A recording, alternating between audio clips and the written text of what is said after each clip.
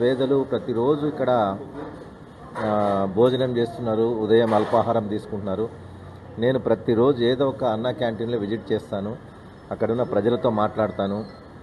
తర్వాత గవర్నమెంట్ మనకు IVRS calls తీసుకుంటుంది, అంటే ఫోన్ల ద్వారా ఇక్కడ చేసిన వాళ్ళ ఫోన్లన్నీ కూడా మేము తీసుకుంటాము.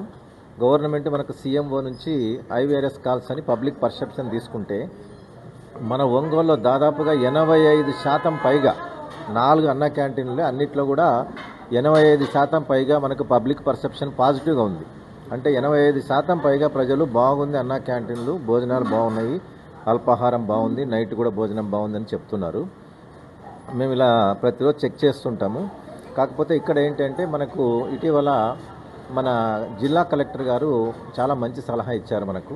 ఏమిటి అంటే ఇక్కడికి వచ్చిన వాళ్ళ ప్లేట్లు తీసుకునేటప్పుడు ఎలాగైతే ఈ ప్రైవేట్ హోటల్స్లో స్పూన్లన్నీ కూడా ఒక హాట్ బాక్స్లో ఉంటాయి, వాటర్ హీటర్లో ఉంటాయి, ఆ విధంగా ప్లేట్లకు కూడా ఒక డిజైన్ చేయించండి, అది చాలా బాగుంటుంది అంటున్నారు. మేము ఇటీవల దాన్ని ఆర్డర్ ఇచ్చాము. త్వరలో ప్లేట్లన్నీ కూడా ఒక బాక్స్ లాంటి ఉంటుంది, దాంతో హీటర్ ఉంటుంది, వాటర్ ఉంటుంది.